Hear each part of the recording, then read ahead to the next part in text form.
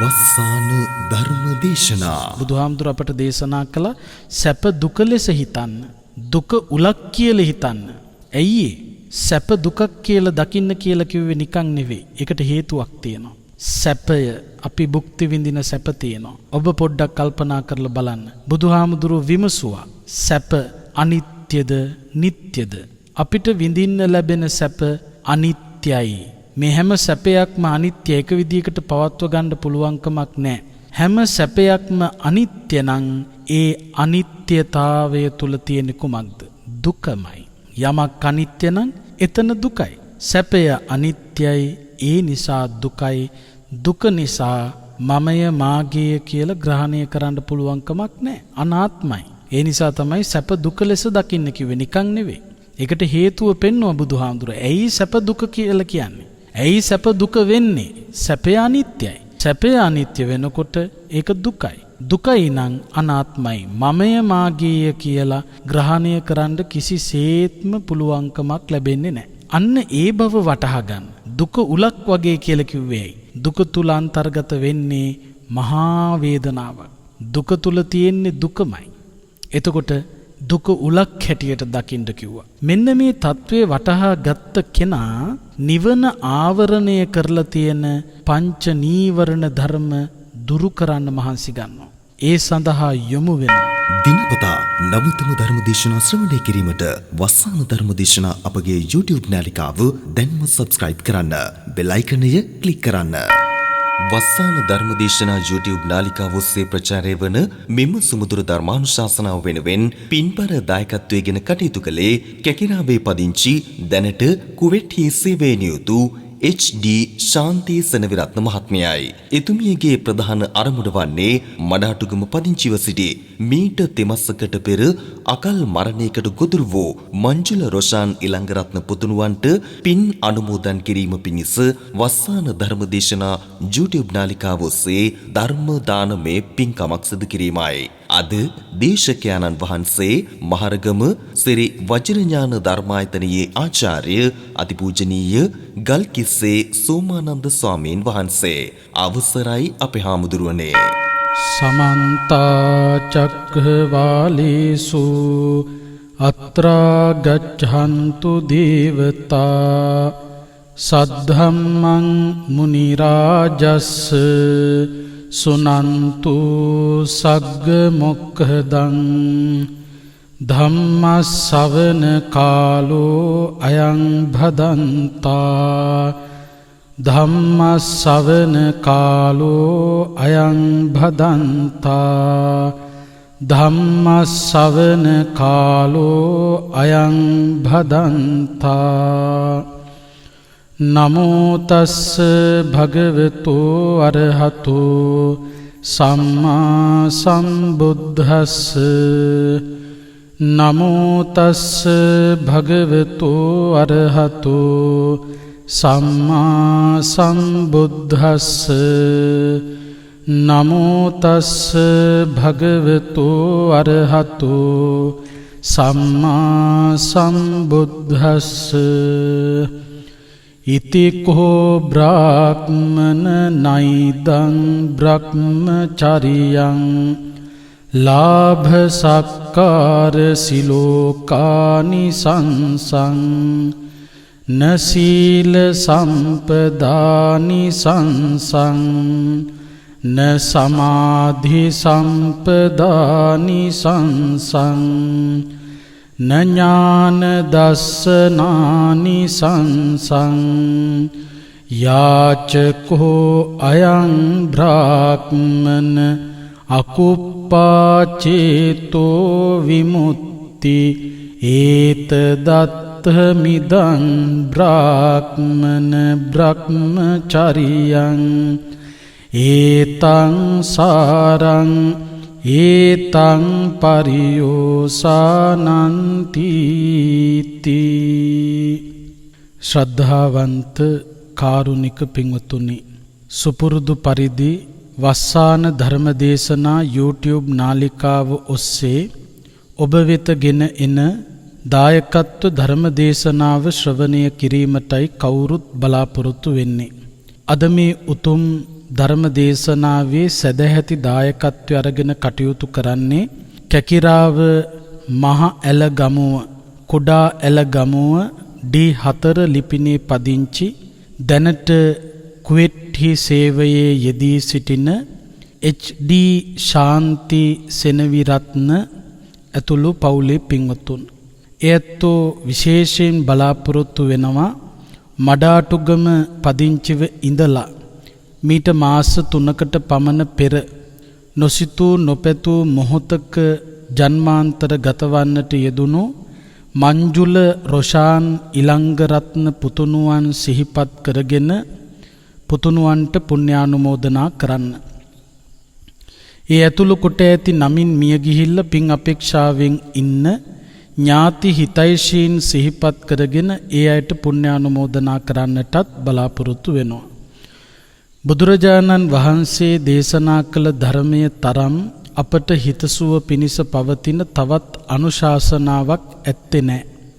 අනුත්තරීය සූත්‍රය වගේ සූත්‍ර දේශනාවලදී බුදුහාමුදුරුවෝ පැහැදිලි කළා සවනානුත්තරියං කියලා වචනයක්. සවනානුත්තරියං කියලා කියන්නේ ශ්‍රවණය කිරීම අතරේ උතුම්ම ශ්‍රවණය කිරීම.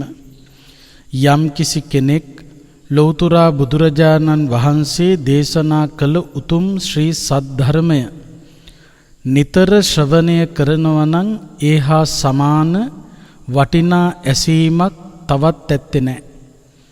සංසාරයේ නැමැති භයානක රෝගය සම්පූර්ණයෙන්ම නැත්තටම නැති කරලා දාන්න පුළුවන්කම ලැබෙන මහ වටින ඖෂධය තමයි ධර්මය කියලා කියන්නේ.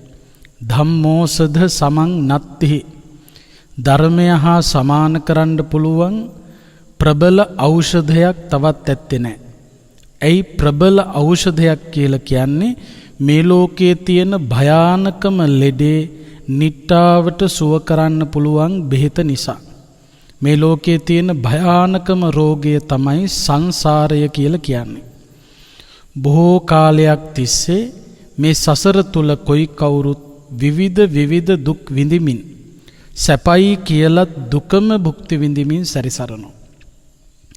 අන්න ඒ දුක් සහිත සංසාර ගමන නැති කරන්න පුළුවන් එකම ඖෂධය තමයි ධර්මය කියලා කියන්නේ. අද ධර්මානුශාසනාව ඔස්සේ පැහැදිලි කරලා දෙන්නට බලාපොරොත්තු වෙන්නේ මජ්ක්‍ධිම නිකායේ මූලපණ්ණාසකේ ඕපම වග්ගයේ සඳහන් චූල සාරෝපම සූත්‍ර දේශනාව. සාර කියලා කියන්නේ අරටුවට.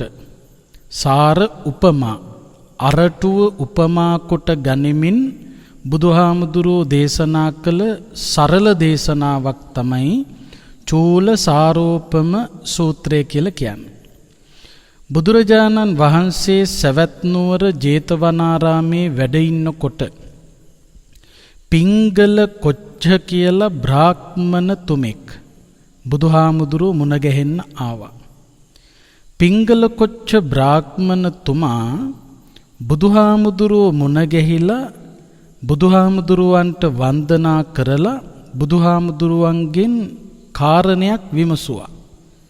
මොකක්ද පිංගල කොච්ච බ්‍රාහ්මණතුමා බුදුහාමුදුරුවන්ගෙන් විමසපු කාරණය? බුදුහාමුදුරුවනේ මේ සවැත් නුවර මේ රටේ බොහෝ පිරිසකගේ හිත දිනාගත්තු ඒ වගේම පැවිදි පිරිස් වාසය කරන ශාස්ත්‍රූවරු වාසය කරනු. පූර්ණ කස්සප, මක්ඛලි ගෝසාල, අජිත කේසකම්බල, පගුධ කච්චායන, සංජය බෙලට්ටිපුත්ත, නිගණ්ඨ නාතපුත්ත වගේ විවිධ අදහස් ඉදිරිපත් කරන ඔවුන් රහත් ඵලයට පත්වෙලාය ඉන්නේ කියලා ප්‍රකාශ කරන ඒ නායකයන්ගේ අදහස් පිළිගත්තු ඒ වගේම ඒ ශාසනවල පැවිදි දිවියට පත්වෙච්ච පැවිද්දෝ ඉන්නවා. පැවිද්ද කියලා කියනකොට මේ බුද්ධ ශාසනයේ විතරක් පැවිදි වෙච්ච අය නෙවෙයි, තාපස නිකායන්හිත් පැවිද්ද තමයි දීලා තියෙන්නේ. එතකොට ඔය පූර්ණ කස්සප මක්ඛලි ගෝසාල අජිතකේස කම්බල පගුද කච්චායන සංජය බෙල්ලට්ටි පුත්ත නිගණ්ඨනාත පුත්ත වාගේ අය ඔවුන් කෙලෙස් ප්‍රහීන කරලා ඉන්නේ රහත් ඵලයට පත් වෙලාය ඉන්නේ කියලා මිනිසුන්ට කියනවා. පිංගල කොච්ච බ්‍රාහ්මණතුමා බුදුහාමුදුරුවන්ගෙන් විමසනවා බුදුහාමුදුරුවනේ ඔය නම් සඳහන් කළ ශාස්ත්‍රූවරු අන්‍ය තීර්ථක නායකවරු සැබවින්ම අවබෝධ කරගෙන ඒ බව ප්‍රකාශ කරනවද නැත්නම් රහත් නොවී රහත් කියලා ප්‍රකාශ කරනවද නැත්නම් ඔවුන් අතරේ පිරිසක් ඒ තත්වයට පත් වෙලා ඉන්නවද නැත්නම් පිරිසක් ඒ තත්වයට පත් වෙලා නැද්ද ඔය කියපු අය මොන මට්ටමේද ඉන්නේ කියලා බුදුහාමුදුරුවන්ගේ විමසනවා. ඒ වෙලාවේ බුදුරජාණන් වහන්සේ පිංගල කොච්ච බ්‍රාහ්මණතුමාට උත්තර දෙනවා බ්‍රාහ්මණතුමනි ඒ අය අවබෝධ කරගෙනද අවබෝධ කරගෙන නැද්ද ඒ අයගෙන් කොටසක් අවබෝධ කරගෙනද ඒ අයගෙන් කොටසක් අවබෝධ කරගෙන නැද්ද කියලා අපිට අවශ්‍ය වෙන්නේ නැහැ. ඒ ප්‍රශ්නය එහෙම්මම තිබිච්චාවේ. මම ඔබට ධර්මය දේශනා කරන්නම් යා යුතු මාර්ගය පෙන්වලා දෙන්නම් කොයි විදියටද අපි ධර්මාවබෝධයේ පිණිස හැසිරිය යුත්තේ කියලා දෙන්නම් ඒ අනුව කටයුතු කරන්න. බොහෝම හොඳයි බුදුහාමුදුරුවනේ කියලා බුදුරජාණන් වහන්සේගේ ඒ උතුම් දේශනාවට පිංගල කොච්ච කියන බ්‍රාහ්මණතුමා යොමු වුණා. බුදුහාමුදුරුවෝ උපමා භාවිතා කොට ගනිමින් බොහොම වටින දේශනාවක් තමයි පිංගල කොච්ච බ්‍රාහ්මණතුමාට සිද්ධ කළේ. එතකොට අරටුව උපමා කොට ගනිමින් සිදු කරපු දේශනාව නිසා චූලසාරෝපම සූත්‍රය කියලා හඳුන්වනවා. මේ සූත්‍රය සරලයි. මහා සාරෝපම සූත්‍රය කියලා සූත්‍ර දේශනාවකුත් තියෙනවා මජ්ක්‍ධිම නිකායෙම. මේ චූලසාරෝපම සූත්‍රය බුදුහාමුදුරුවෝ උපමාවක් භාවිතා කරමින් පැහැදිලි කිරීමක් කරනවා. මොකක්ද මේ උපමාව? යම් කිසි පුරුෂයෙකුට පිංගල කොච්ච බ්‍රාහ්මණතුමාට තමයි මේ උපමාව භාවිතා කරමින් ගැඹුරු කාරණාවක් යා යුතු මාර්ගය අනුගමනය කළ යුතු මාර්ගය ගැන පැහැදිලි කරන්නේ. යම් කිසි පුරුෂයෙකුට අරටුවක් සහිත වෘක්ෂයක් හමු වෙලා ඒ වෘක්ෂයේ අරටුව ලබා ගැනීමේ උවමනාවෙන් නමුත් අරටුව පිළිබඳව කිසිම අවබෝධයක් නැතුව අරටුව කියන්නේ මොකක්ද කියලා දන්නේ නැතුව ඒ වගේම එළය කියන්නේ මොකක්ද කියලා දන්නේ නැතුව පොත්ත කියන්නේ මොකක්ද කියලා දන්නේ නැතුව අතුකොළ පිළිබඳව අවබෝධයක් නැතුව ගහ පිළිබඳව කිසිම අවබෝධයක් නැතුව යම් කිසි පුරුෂයෙක් අරටුව උවමනාවෙන් ඇවිල්ලා අරටුව තමයි එයාට ප්‍රයෝජනය පිණිස පවතින්නේ. එතකොට මේ අරටුව උවමනාවෙන් ඇවිල්ලා හැබැයි අරටුව දන්නේ නැතුව අතු දලු කඩාගෙන යනවා නම් ඔන්න එක පුරුෂයෙක් ඇවිල්ලා අරටුව කියලා හිතලා අතු දලු කඩාගෙන යනවා අරගෙන යනවා. අතු දලු අරගෙන ගියපු මිනිසයාට අරටුවකින් ගන්න තියෙන ප්‍රයෝජනය ගන්න පුළුවන්කමක් නැහැ. ඒ වගේම තමයි පුරුෂයෙක් අරටුව කියලා හිතලා ගහේ සුඹුල අරගෙන යනවා නම් ඒ කෙනාට අරටුවෙන් ගන්න තියෙන ප්‍රයෝජනය ගන්න පුළුවන්කමක් නැහැ. අරටුව කියලා හිතලා පොත් අරගෙන යනවා නම් ඒ කෙනාට අරටුවෙන් ගන්න පුළුවන් ප්‍රයෝජනය ගන්න පුළුවන්කමක් නැහැ. අරටුව කියලා හිතලා එළය අරගෙන යනවා නම් ඒ කෙනාට අරටුවෙන් ගන්න තියෙන ප්‍රයෝජනය ගන්න පුළුවන්කමක් නැහැ. අන්න ඒ වගේ කියලා බුදුරජාණන් වහන්සේ පිංගල කොච්ච බ්‍රාහ්මණතුමාට මතක් කරනවා සමහර ගිහි ඇත්තෝ ගිහි ජීවිතයේ තිබෙන කටුකකම තේරුම් අරගෙන ගිහි ජීවිතය ගත කළාට නිර්වාණය සලසා ගන්නට පුළුවන්කමක් නැහැ කියලා හිතලා ගිහිගේ අත්හැරලා සැදැහැ සිතින් පැවිදි වෙනවා. පැවිදි වෙන්නේ කොහොමද? සබ්බ දුක්ඛ නිස්සරණ නිබ්බාන සච්ච කරණත්තාය. සියලු දුක් දුරු කරලා නිවන සලසා ගන්නට අවශ්‍යයි කියන වටිනා පදනම ශක්තිමත් කරගෙන. එතකොට පැවිදි වීමේ අරමුණ තමයි සියලුම කෙලෙස් ධර්ම ප්‍රහීන කරලා රහත් ඵලයට පත්වෙනවා කියන අදහස. එතකොට මේ රහත් ඵලයට පත්වීම සඳහා බ්‍රහ්මචර්යාවට යොමු වෙනවා. ඒ කියන්නේ පැවිදි ජීවිතයට යොමු වෙනවා. හැබැයි සමහර පැවිද්දෝ සියලු කෙලෙස් ප්‍රහීන කරලා රහත් ඵලයට පත්විය යුතුයි කියන හැඟීමෙන් මහාන වුණාට පස්සේ ඔවුන්ට ලැබෙන ලාභ ප්‍රයෝජන කීර්ති ප්‍රශංසා ඉදිරියේදී අන්න ඒවා තමයි බ්‍රහ්මචර්යාවෙන් ලබන්න පුළුවන් ඉහළම తত্ত্বය කියලා හිතාගෙන ඒ තමන් භුක්ති විඳින ලාභ ප්‍රයෝජන කීර්ති ප්‍රශංසා සත්කාරයන් ලබා ගනිමින් එතනින් නවතිනවා. එතකොට විවිධ සැප සම්පත් භික්ෂූන් වහන්සේලාට සදැහැති දායකව ලබා දෙන චීවර පිණ්ඩපාත සේනාසන ගිලාන ප්‍රත්‍යාදී සිව්පසයෙන් උපස්ථාන කරනකොට ඒ උපස්ථානයන් ලැබමින් ඒ ලාභ ප්‍රයෝජන කීර්ති ප්‍රශංසා භුක්ති විඳිමින් මෙන්න මේ ලැබෙන ලාභ ප්‍රයෝජන තමයි පැවිද්දෙක් හැටියට ලබන්න පුළුවන් වටිනාම දේ කියලා හිතනවා නම් තමන්ට ලැබෙන ප්‍රමාණය අනුව අන් භික්ෂූන් වහන්සේලාට නොලැබෙන කාරණා මෙන්න මේ භික්ෂූන් වහන්සේලාට මේවා ලැබෙන්නේ නැහැ මට ඒ අතින් බලනකොට ඉහලින් ලැබෙනවා අත්තුක්කංශන පරවම්බනය කරනවා නම් තමන් උසස් කරලා අන් අයව පහත් කරලා සලකනවා නම් අන්න ඒ භික්ෂුව ලාභ සත්කාර කීර්ති ප්‍රශංසා පිටුපස හඹා යන කෙනෙක්.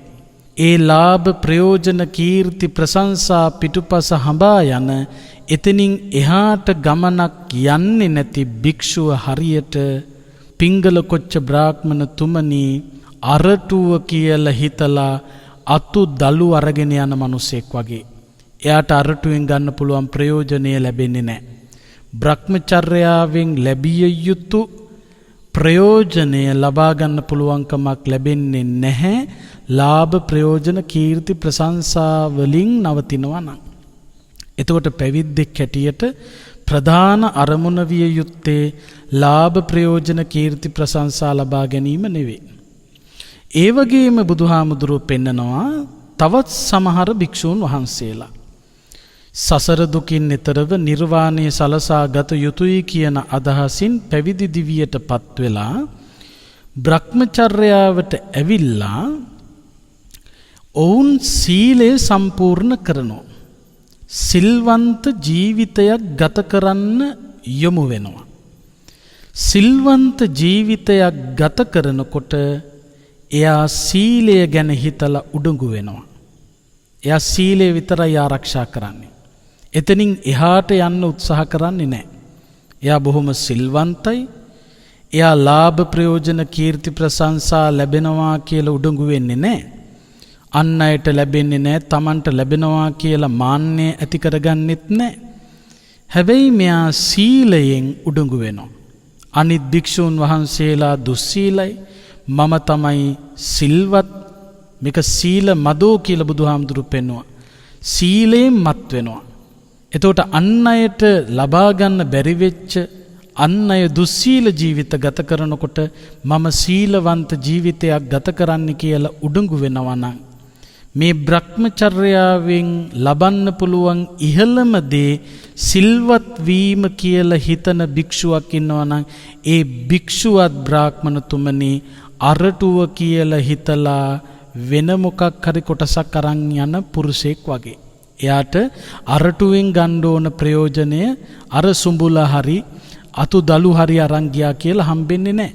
ඒ වගේ තමයි භ්‍රමචර්යාවෙන් ලබන්න ඕන නිවන සලසා ගන්න උත්සාහ කළ යුතු පුද්ගලයෙක් ලාභ ප්‍රයෝජන කීර්ති ප්‍රශංසා ඉදිරියේ නවතිනවනම් එහෙම නැත්නම් ඒවා පිළිබඳවත් උඩඟු නොවි සීලය සම්පූර්ණ කරලා සිල්වත්කම තමයි උතුම්ම දේ කියලා හිතලා එතනින් නවතිනවා නම් ඒ කෙනාට නිවන සලසා ගැනීමේ ඒ ප්‍රතිඵලය ලබා ගන්න පුළුවන් කමක් නැහැ.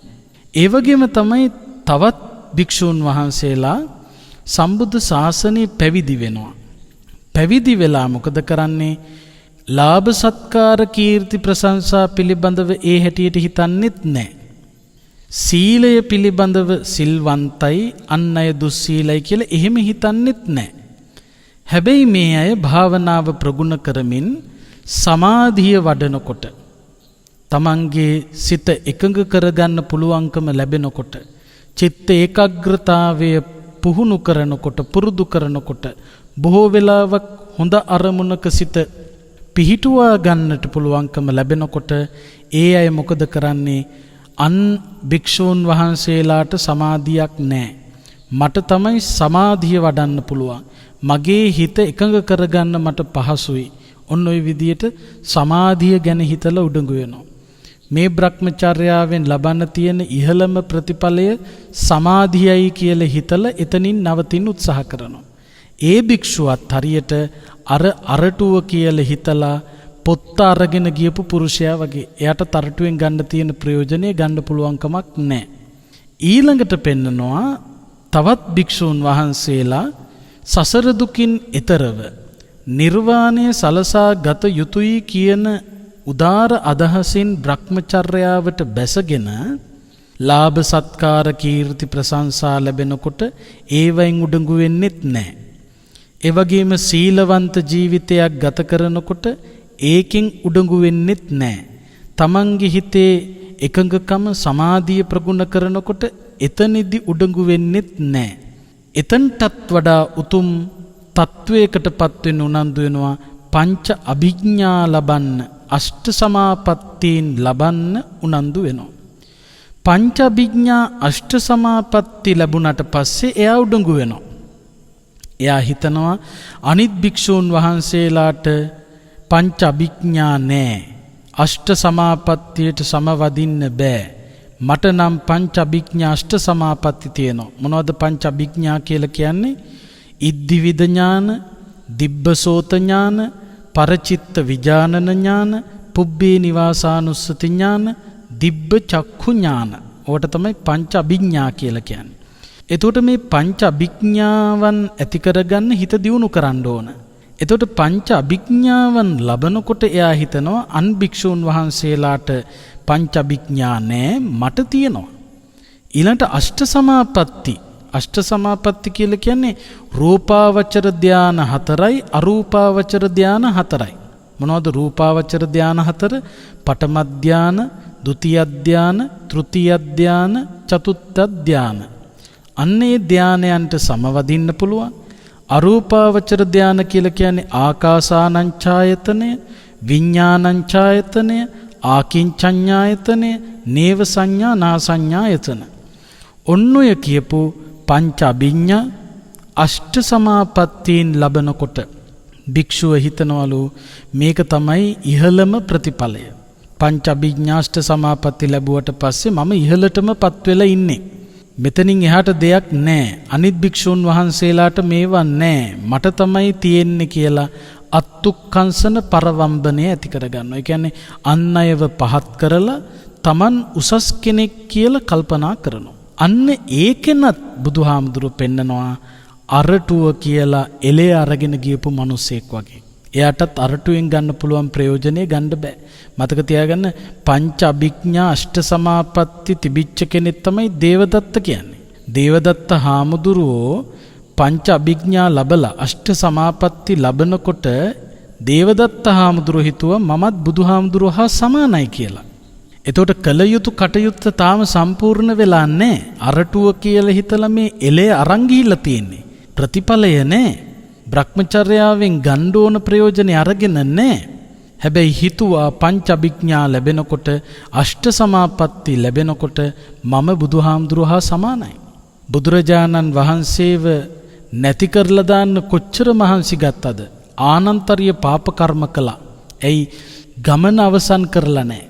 එතකොට යම්කිසි භික්ෂුවක් හිතනවා නම් Tamanට විවිධ සැප සම්පත් ලැබෙනකොට මේක තමයි පැවිද්දෙක් කැටියට ලබන්න පුළුවන් ඉහළම ටික කියලා එතනින් ලාභයේ පස්සෙම දුවනවා නම් ඒ භික්ෂුව අසාර්ථකයි, සම්පූර්ණ වෙලා නැහැ. ඒ වගේම සීලය ආරක්ෂා කරලා සිල්වත් වුණොත් ඇති කියලා හිතනවා නම් ඒකෙනත් සම්පූර්ණ නැහැ.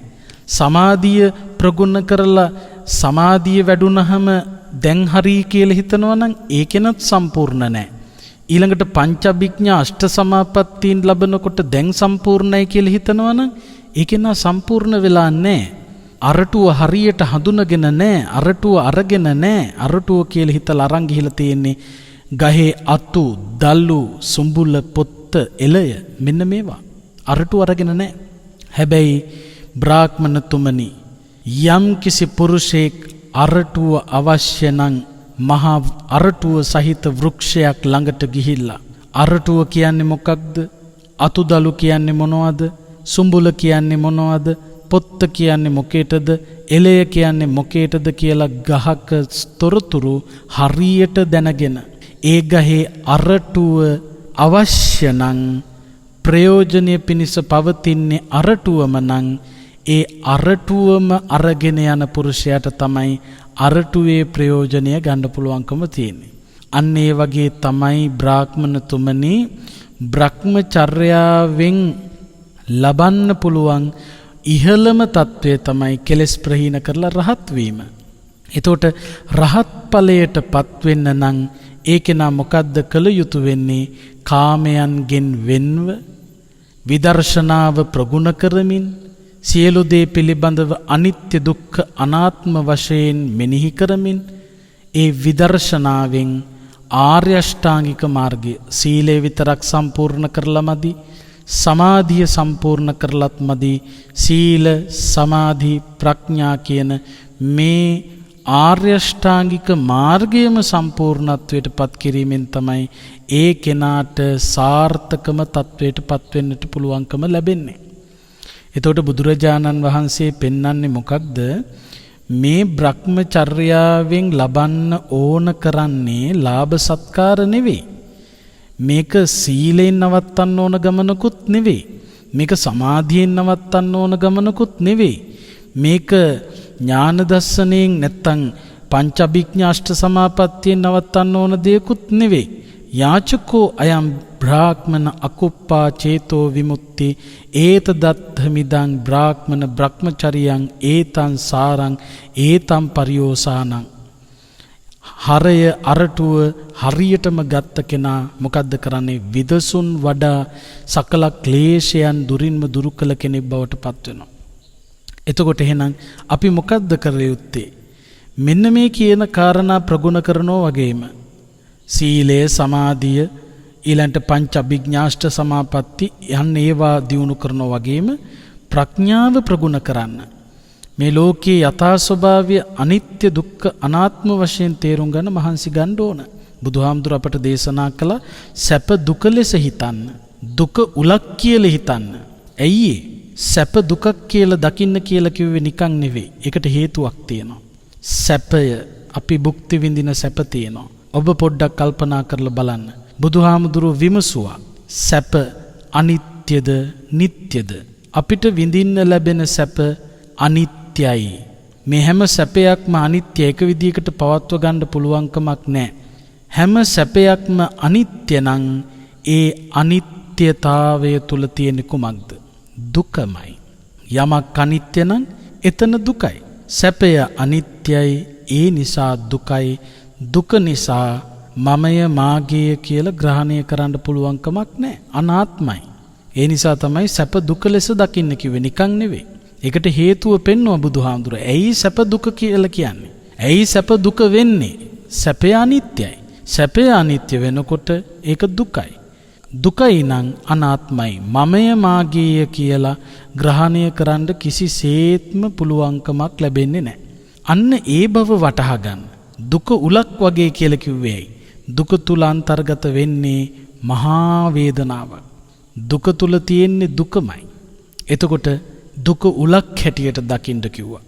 මෙන්න මේ தત્ත්වය වටහා ගත්ත කෙනා නිවන ආවරණය කරලා තියෙන පංච නීවරණ ධර්ම දුරු කරන්න මහන්සි ගන්නවා. ඒ සඳහා යොමු වෙනවා. පංච නීවරණ ධර්ම තමයි අපට නිවන් දකින්න ඉඩ ලබා නොදෙන්නේ. මේ දස සංයෝජනයන්ගෙන් අපිව බඳවලා තියාගෙන ඉන්නේ. මොනවද දස සංයෝජන කියන්නේ? බැමි 10ක් තියෙනවා. ඔය බැමි 10න් බැඳිලා ඉන්න තාක්කල් සංසාර ගමන තුල ඉපදි මෙරි ජරා ව්‍යාධි මරණ ආදී දුක් වලට මුහුණ පාමින් වාසය කරනවා. ඒක දිගටම යනවා. සක්කාය දිට්ඨි, විචිකිච්ඡා, සීලබ්බත පරාමාස, ඊළඟට කාමරාග, රූපරාග, අරූපරාග, මාන, උද්ධච්ච, අවිජ්ජා කියන මෙන්න මේ බැමි 10න් බැඳිලා ඉන්න තාක්කල් අපට සනසුමක් ලැබෙන්නේ නැහැ. ඔය බැමි ටික නැති කරලා දාන්න නම් අපි මොකද්ද කරන්න ඕන?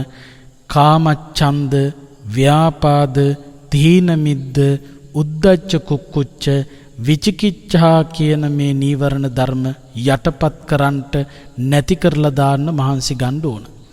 එතකොට කාමච්ඡන්දය කියලා කියන්නේ මොකක්ද?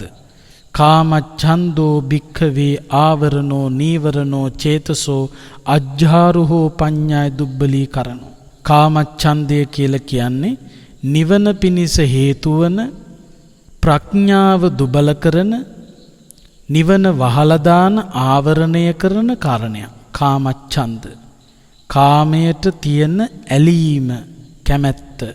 ඇස කන නාසය දිව ශරීරය කියන ඉන්ද්‍රියන් පිනවන්න තියෙන දැඩි උවමනාවට තමයි කාමච්ඡන්දය කියලා කියන්නේ. ඔය කාමයේ පිටුපස ලුහු බඳින තාක්කල් අපට සැනසුමක් ලබා ගන්න පුළුවන්කමක් නැහැ. කාමය නිසා භුක්ති විඳින්න සිද්ධ වෙන්නෙම දුක. එතකොට මේ කාමච්ඡන්දය දුරු කරගන්න, නිවන වහලා තියෙන, නිවන ආවරණය කරලා තියෙන කාමච්ඡන්දය නැති කරලා දාන්න මොකද්ද කරන්න ඕන? අපි අසුභය ප්‍රගුණ කරන්න ඕන. අසුභය වඩන තරමට එයාට කාමච්ඡන්දය දුරු කරගන්න පුළුවන්කම ලැබෙනවා. ඒ නිසා බුදුහාමුදුරුවෝ දේශනා කළ අසුභය වඩන්න. ඊළඟට ව්‍යාපාදය. ව්‍යාපාදය කියලා කියන්නේ තරහව. තරහව නැති කරලා දාන්න. තරහව කියලා කියන්නේ මොකද්ද? ව්‍යාපාදෝ භික්ඛවේ ආවරණෝ නීවරණෝ චේතසෝ අජ්ජාරුහෝ පඤ්ඤාය දුබ්බලී කරනෝ. නිවන පිණිස හේතු වන ප්‍රඥාව දුබල කරන, නිවන ආවරණය කරන, නිවන වෙතට යන්න ඉඩ නොදෙන අති ප්‍රබල භයානක කාරණාවක් තමයි ව්‍යාපාදය කියලා කියන්නේ. එතකොට මෙන්න මේ ව්‍යාපාදය නැති කිරීම සඳහා ගත යුතු ක්‍රියාමාර්ගය තමයි මෛත්‍රිය ප්‍රගුණ කිරීම, මෙත්සිත පැතිරවීම, මෛත්‍රී සහගත ජීවිතයක් ගත කිරීම. අන්න ඒ විදිහට මෙත් වඩන්න පුළුවන් නම්, තමන්ගෙන් පටන්ගෙන හැම කෙනෙකුටම මෛත්‍රී සහගත වෙන්න පුළුවන් නම්, අන්න ඒ කෙනාට ව්‍යාපාදය දුරු කරගන්න පුළුවන්කම ලැබෙනවා. ඊළඟට තීන මිද්ද. තීන මිද්දම් භික්ඛවේ ආවරණං නීවරණං චේතසෝ අජ්ජාරුහම් පඤ්ඤාය දුබ්බලී කරණි. ඒ කියන්නේ නිවන ආවරණය කරන තවත් කාරණයක් තමයි තීන මිද්ද. තීන මිද්ද කියන්නේ කම්මැලිකම. අලස වෙන තරමටම ඒ කෙනාට මේ ගමන යන්න පුළුවන්කමක් නැහැ. ලාභ සත්කාර ලැබෙනකොට එතනින් එහාට යන්න උනන්දු වෙන්නේ නැත්තම්, උත්සාහවත් වෙන්නේ නැත්තම්, කම්මැලි නම් ඒ කෙනාට කවදාකවත් නිවන් දකින්න බෑ. සීලය සම්පූර්ණ කරලා එතනින් එහාට යන්න උනන්දු වෙන්නේ නැත්තම්, අලසයි නම් එයාට ධර්ම අවබෝධය ලබන්න බෑ. සමාධියෙන් එහාට යන්න උනන්දු වෙන්නේ නැත්තම් ඒ කෙනාට බලාපොරොත්තු වන ප්‍රතිඵලය ලබා ගන්න පුළුවන්කමක් නැහැ. එතකොට මේ දිගින් දිගටම මේ පියවර තබන්න අපි ළඟ තියෙන ඕනම කරන කාරණාව තමයි වීරිය කියලා කියන්නේ. එතකොට නොතිබිය යුතුම කාරණාව තමයි තීන මිද්ද, කම්මැලිකම.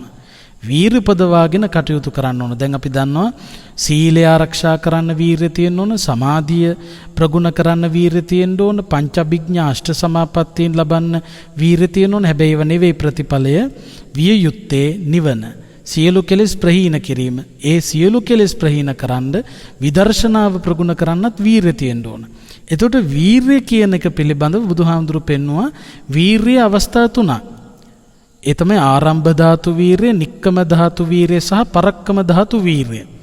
ආරම්භ ධාතු වීර්යය කියලා කියන්නේ නිවන සලසා ගැනීමේ අරමුණින් යම්කිසි කෙනෙක් වීර්යයක් ආරම්භ කරනවා නම් ඒ මොහොතේ ඇතිවෙන වීර්යය ආරම්භ ධාතු වීර්යය. ආරම්භ ධාතු වීර්යයේ ස්වභාවය තමයි යම්කිසි දුරක් යනකොට උදාසීන වෙනවා. උදාසීන වෙන්න ඉඩ නොදී Tamanට පුළුවන් නම් වීර්ය ශක්තිමත් කරන්න. වීර්ය ශක්තිමත් කරන විදියට මෙනෙහි කරන්න. ඔය බුදුහාමුදුරු දේශනා කළ වීර්ය අඩු වේගෙන යනකොට උදාසීන වේගෙන යනකොට තීන මිද්ද ඇති වේගෙන යනකොට මොකද කරන්න ඕන? අපාය භය පච්ච වෙක්කනතා අපා දුක ගැන මෙනෙහි කරන්න. ආනිසංස දස්සාවිතා භාවනාව ප්‍රගුණ කිරීමෙන් වීරයෙන් ලබන්න පුළුවන් ඉහළම ප්‍රයෝජන ප්‍රතිඵලය පිළිබඳව මෙනෙහි කරන්න. ගමන වීති පච්ච වෙක්කනතා බුදුපසේ බුදු මහරහතන් වහන්සේලාගේ ගමන් මාර්ගය පිළිබඳව උන්වහන්සේලා අනුගමනය කළේ මොනතරම් වීරවන්ත ගමනක්ද කියලා මෙනෙහි කරන්න. දායජ්‍ය මහත්ත පච්ච වෙක්කනතා Tamanට ලැබුණු මේ උතුම් දායාදය ගැන හිතන්න. බුද්ධෝත්පාද කාලයක විතරමනේ බුදුබණ අහන්න ලැබෙන්නේ. මේ උතුම් දායාදය ගැන මෙනෙහි කරන්න. පිණ්ඩපාතා පචායනතා Tamanට දානීය පූජා කරන උදවිය ගැන හිතන්න. සත්තු මහත්ත පච්ච වෙක්කනතා ලෞතුරා බුද්ධත්වයට පත්වෙච්ච බුදුරජාණන් වහන්සේ ගැන මෙනෙහි කරන්න.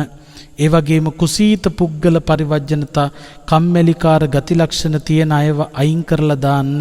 සබ්‍රක්‍මචාරී මහත්ත පච්ච වෙක්කනතා තමන් එක්ව පිළිවෙත් පුරණ අය පිළිබඳව ඔවුන්ගේ වීරිය පිළිබඳව මෙනෙහි කරන්න. ආරද්ධ විරිය පුද්ගල සේවනතා අරඹන ලද වීරයෙන් යුක්තය ආශ්‍රය කරන්න.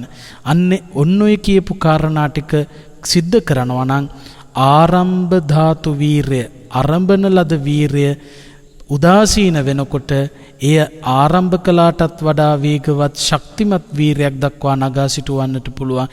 ඒ වීරයට කියනවා නික්කම ධාතු වීරය. එතකොට නික්කම ධාතු වීරයත් යම් කිසි මට්ටමකදී උදාසීන වෙන්න පුළුවන්, තීන මිද්ද ඇති වෙන්න පුළුවන්, අලසකම ඇති වෙන්න පුළුවන්. ඒ අලසකම ඇති වෙනකොට එයින් මුදවාගෙන නැවතත් වීරවන්තව වීර ශක්තිමත් කිරීම සඳහා අර කියපු ටික හිතන්න ඕන. ඒ නිතර මෙනෙහි කළ යුතු වීර උපදවන්න ඕන කරන කාරණා. ඒවා මෙනෙහි කරනකොට මොකද වෙන්නේ? ඒ කෙනාට පුළුවන්කම ලැබෙනවා පරක්කම ධාතු වීරිය ගොඩනගන්න. පරක්කම ධාතු වීරියේ තියෙන විශේෂත්වය තමයි අරමුණ ස්පර්ශ කරන මොහොත දක්වාම දිවෙනවා. ශක්තිමත් ප්‍රතිඵලය ලබා ගන්න දක්වාම අර කියපු විදියට අරටුවෙන් ගන්න තියෙන ප්‍රයෝජනය ගන්න නම් අරටුවම අරගෙන යන්න ඕන වගේ අරටුවම අරගන්න පුළුවන්කම ලැබෙනවා. ඒ කෙනාට තමයි ධර්මාවබෝධය ලබා ගන්න පුළුවන්කම ලැබෙන නිසා තීන මිද්දේ නැමැති නැත්තම් කම්මැලිකම නැති කරන්න වීරවන්තව ක්‍රියා කළ යුතුයි. ඊළඟට උද්දච්ච කුක්කුච්ච.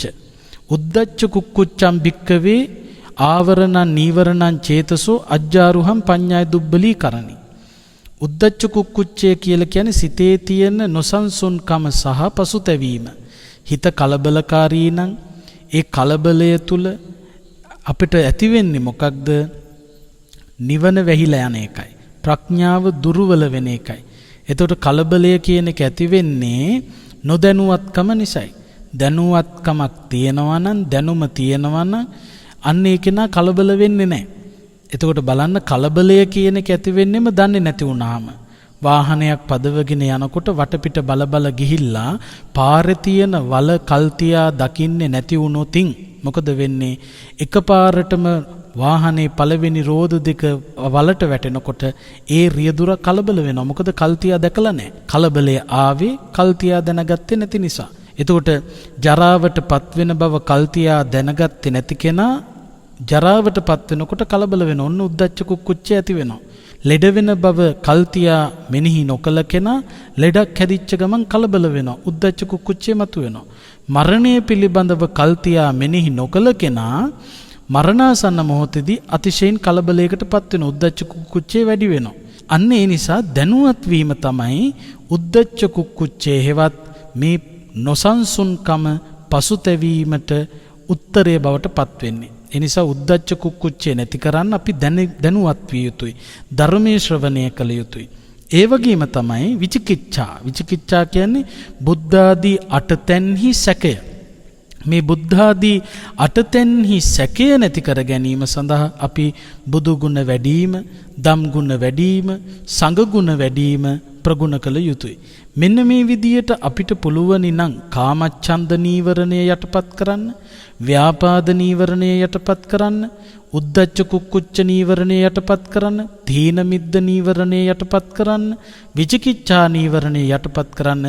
අන්න ඒ යටපත් කරන කෙනාට ප්‍රඥාව මතු වෙනවා. ප්‍රඥාව මතු කරගත්ත කෙනා අරටුව හරියටම ගත්ත කෙනා වෙනවා.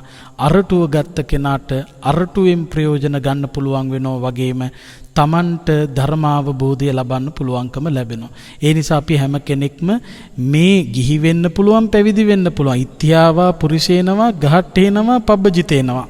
ස්ත්‍රියක් වේවා පුරුෂයෙක් වේවා ගිහියෙක් වේවා පැවිද්දෙක් වේවා නිතර මෙනෙහි කළ යුතු කාරණා තමයි මොනවද? මම යා යුතු තැනට යන්න මහන්සි ගත යුතුයි. අරටුව කියලා අතුදලු අරන් යන්න එපා. අරටුව කියලා හිතලා සුඹුල අරගෙන යන්න එපා. අරටුව කියලා හිතලා පොත් අරගෙන යන්න එපා. අරටුව කියලා හිතලා එලේ අරගෙන යන්න එපා. අරටුව ගැන හරියට දැනගෙන අරටුවම අරගෙන යන්න. ඒ අරටුවම අරගෙන ගියපු කෙනාට පුළුවන්කම ලැබෙනවා ධර්මාවබෝධය ලබන්න. බුදුහාමුදුරුව අපට දේශනා කළේ අන්න ඒ වටිනා කාරණාවයි. අප විසින් ප්‍රගුණ කළ යුත්තේ අන්න ඒ කාරණයි. ඒ නිසා පින්වත්නි, ධර්මාවබෝධය ලබන්න, ධර්මයට අනුගතව කටයුතු කරන්න අපි කවුරුත් මේ උතුම් ධර්ම දේශනාව තමන්ගේ ජීවිත ගමනට යොමු කරවගෙන ජීවිත ගමන සාර්ථකත්වයට පත් කර ගැනීම පිණිස කටයුතු කරන්න අදිෂ්ඨානයක් ඇති කර ගනිමු. ඒ සඳහා මේ උතුම් දම් දෙසුම ඔබට අපට රටට ලොවට යහපත පිණිසම පවතිවා. අද මේ උතුම් ධර්මානුශාසනාව තුළින් මේ හැම කෙනෙකුටම සසර දුකින් එතරව උතුම් නිවනින් සැනසීම පිණිසම හේතු වාසනා වේවා කියලා ප්‍රාර්ථනා කරන්න. ආකාසට්ඨා ච බුම්මට්ඨා දේවා නාග මහිද්దికා පුඤ්ඤන්තං අනුමෝදිත්වා චිරං රක්ඛන්තු ශාසනං. ආකාසට්ඨා ච බුම්මට්ඨා දේවා නාග මහිද්దికා පුඤ්ඤන්තං අනුමෝදිත්වා චිරං රක්ඛන්තු දේශනං. ආකාසට්ඨා ච බුම්මට්ඨා දේවා නාග මහිද්దికා පුඤ්ඤන්තං අනුමෝදිත්වා චිරං රක්ඛන්තු ත්වං සදා. අද මේ උතුම් ධර්මානුශාසනාවේ සදැහැති දායකත්වය අරගෙන කටයුතු කරන්නේ කැකිරාව මහා ඇලගමුව කුඩා ඇලගමුව D4 ලිපිනේ පදිංචි දැනට කුවෙට්ටි සේවයේ නියුතු HD ශාන්ති සෙනවිරත්න මහත්මිය ඇතුළු පවුලේ පින්වතුන් ඕන් බලාපොරොත්තු වෙනවා මඩාටුගම පදිංචි විඳලා මීට මාස 3කට පෙර මිය පරලෝ සැපත් මංජුල රොෂාන් ඉලංගරත්න පුතුණුවන් සිහිපත් කරගෙන ඒ පුතාට පුණ්‍යානුමෝදනා කරන්න. ඒ වගේම කුරුණෑගල අඹකොටේ පදිංචි විඳලා පරලෝ සැපත් SM ජේනෝනා උපාසිකා මාතාවට ආදරණීය මෑණියන්ට පුණ්‍යානුමෝදනා කරන්න. මීට වසර 20කට පෙර පරලෝ සැපත් H හීන් බණ්ඩා පියාණන්ට, වසර 5කට පෙර මිය පරලෝ සැපත් සීතා සෙනවිරත්න සහෝදරිය ඇතුළු නමින් මිය පරලෝ සැපත් සියලුම ඥාති හිතයිෂීන් සිහිපත් කරගෙන පුණ්‍යානුමෝදනා කරන්න බලාපොරොත්තු වෙනවා. ඒ ඇතුළු කොට ඇති ධර්ම ශ්‍රවණය කළ කොයි කාගේත් නමින් මිය ගිහිල්ලා පින් අපේක්ෂාවෙන් ඉන්න යම් තාක් දෙමාපිය ඥාති හිතයිෂින් වෙතොත් ඒ හැමෝම මේ පින් අනුමෝදන්ව උතුම් නිවනින් සැනසෙත්වා කියලා මියගිය ඥාතීන්ට පින් දෙමු. ඉදම්මේ ඥාතීනං හෝතු සුඛිතා හොන්තු ඥාතයෝ. ඉදම්මේ ඥාතීනං හෝතු සුඛිතා හොන්තු ඥාතයෝ. ඉදම්මේ ඥාතීනං හෝතු සුඛිතා හොන්තු ඥාතයෝ. සම්්‍ය දෘෂ්ටික දෙවියෝ මේ පින් අනුමෝදන් වේවා. රට ජාතිය සම්බුද්ධ ශාසනය යෙහින් රකීවා. ධර්ම දේශනාවේ සදැහැති දායකත්වය අරගෙන කටයුතු කරන කුවෙට්ටි සේවයේ යෙදී සිටින HD ශාන්ති සෙනරත්න මහත්මියටත් ඒ වගේම සුජීවත්ව සිටින B පිංකි අම්මා මෑණියන්ටත් HD ශාන්ති සෙනවිරත්න මහත්මිය ඇතුළු පවුලේ සියලු දෙනාටම නිදුක් නිරෝගී සුවපත්භාවයේ සැලසේවා. වසංගත රෝගී තත්ත්වයේ ඉදිරියේ රෝග නිවාරණ සංග්‍රාමයේ යෙදී සිටින පින්වත් අපේ වෛද්‍ය කාර්ය මණ්ඩලයට, හෙද කාර්ය මණ්ඩලයට, ඔබව අපව රකින්න ත්‍රිවිධ හමුදාවේ පොලිසිය පින්වතුන්ට, අසනීප තත්ත්වවලට පත්වෙච්ච රටවැසි ලෝවැසි සියලු දෙනාටම සිත ශාන්තිය යහපත උදා වේවා. ඒ වගේම නිරතුරුවම ඔබට දම් දෙසුම් පවත්වන ගෞරවනීය මහ සංඝරුවනටත් මේ උතුම් ධර්ම දේශනා ශ්‍රවණය කරන්නට ඉඩකඩ සලසා දෙන වස්සාන ධර්ම දේශනා YouTube නාලිකාවේ ගෑන් දුෂ්‍යන්ත මහත්මයා ඇතුළු පවුලේ සියලු දෙනාටම ඒ වගේම කාර්ය මණ්ඩලයේ පින්වත් හැම කෙනෙකුටම සිත ශාන්තිය යහපත උදා වේවා දෙවියෝ තුතුම් නිවනින් සැනසෙත්වා කියලා දෙවියන්ටත් පින් දෙමු. එත්තාවතාචම් හේහි සම්භතම් පුඤ්ඤ සම්පදං සබ්බේ දේවානුමෝදන්තු සබ්බ සම්පත්ති සිද්ධියා. එත්තාවතාචම් හේහි සම්භතම් පුඤ්ඤ සම්පදං සබ්බේ දේවානුමෝදන්තු සබ්බ සම්පත්ති සිද්ධියා. එත්තාවතාචම් හේහි සම්භතම් පුඤ්ඤ සම්පදං සබ්බේ දේවානුමෝදන්තු සබ්බ සම්පත්ති සිද්ධියා. මේ හැම ආකාරයකින්ම රැස් කරගත් සකල කුසලානිසංසයන්ගේ බලෙන් කාටත් උතුම් ධර්මාවබෝධයම සැලසේවා. අභිවාදන සීලිස්ස නිච්ඡං වද්ධාපචායිනෝ චත්තාරෝ ධම්මා වඩ්ඩන්ති ආයුවන්නෝ සුඛං බලං ආයුරාෝග්‍ය සම්පatti සග්ග සම්පatti මේවච අතෝ නිබ්බාන සම්පatti මිනාතේ සමිජ්ජතු. වස්සාන ධර්මදේශනා YouTube නාලිකාව ඔස්සේ ඔබ ඒ ශ්‍රවණය කළේ මඩාටුගම පදිංචිව සිටි මීට තෙමස්සකට පෙර අකල් මරණයකට ගොදුරු වූ මංජුල රොෂාන් ඉලංගරත්න පුතුණුවන්ට පින් අනුමෝදන් කිරීම පිණිස වස්සාන ධර්මදේශනා YouTube නාලිකාව ඔස්සේ සිදු කළ ධර්ම දානමය පින්කමයි. ඒ වෙනුවෙන් පින්බර දායකත්වයෙන් කටයුතු කළේ කැකිරාවේ පදිංචි දැනට කුවේටි සේවයෙන් යුතු HD ශාන්ති සනවිරත්න මහත්මයායි. සිදු කළා වූ ධර්ම දානමය කුසලයේ අනුභවයේ බලයෙන් එතුමිය ඇතුළු පවුලේ සියලුම දෙනාට නිදුක් නිරෝගී සුවය උදා වේවායි සාදු සිතින් ප්‍රාර්ථනා කරමු. ධම්මසු ඔබ සැමට සම්මා සම්බුදු සරණයි.